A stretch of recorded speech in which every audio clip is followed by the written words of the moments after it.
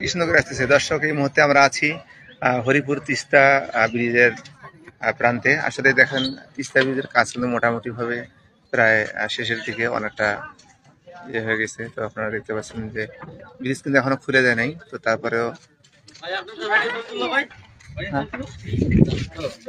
আপনার ছবি তুলে জানেন আমার ছবি তুলে ভাই সবাই তুলতেছে, তো লাইভ দেখাচ্ছে বুঝছেন, এ কারণেই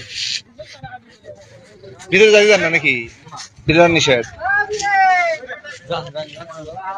আসি।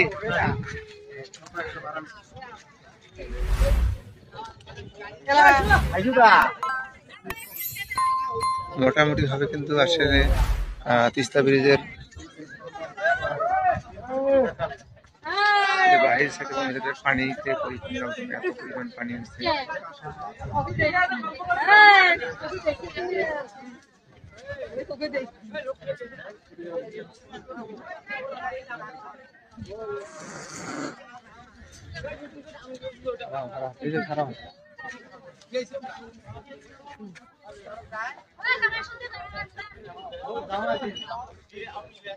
একদম পানিতে কিন্তু পরিপূর্ণ অবস্থা, একদম দেখা যাচ্ছে যেদিক থেকে দেখাচ্ছে পানি আর পানি, এত পরিমাণ পানি বেড়ে গেছে, পানি আসলেই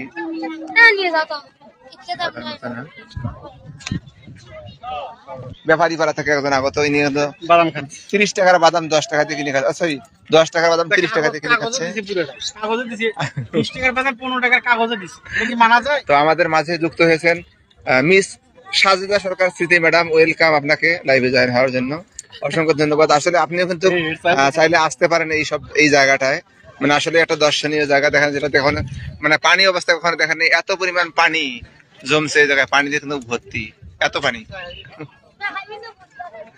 পানিতে কিন্তু একদম অবস্থা খারাপ সবার। আসো আসো আসো, হ্যাঁ হ্যাঁ দর্শক, এখানে কিন্তু দেখতে পাচ্ছেন আসলে অনেকেই সুন্দর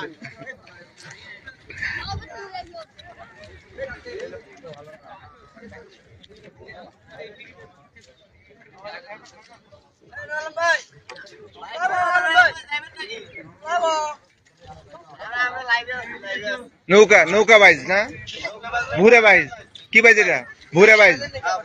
আচ্ছা আপনার দর্শক আসলে অনেকদিন আপনার নৌকা বাইজ দেখছেন, তো আজকে যারা দেখতে পাচ্ছেন একদম পানিতে একদম এটা ভুরে বাইজ মনে হয়। এখানে অনেকেই যুক্ত হয়েছেন, দেখা যাচ্ছে যে এত পরিমাণ পানি জমছে। স্যার বাদাম কম করে খাও। আচ্ছা আচ্ছা, বাদাম তো পাই নাই, বাদাম খাবো কেমনে, বাদাম শেষ হয়ে গেছে, আমি লাইভ করতে বাদাম শেষ করে ফেলছি।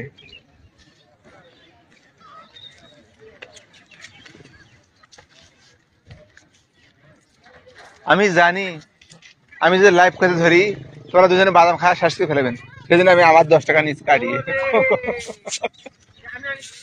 না না না, আমি আবার 10 টাকা আমি নিচ্ছি। আমি জানি যে আমি লাইভ করতে তোরা বাদাম খাই থাকবে, আমি লাইভ খাবো, আমি কি বসতে বসতে আমি 10 টাকার বাদাম আনছি, আর 10 টাকা আমার কাছে আছে এখন।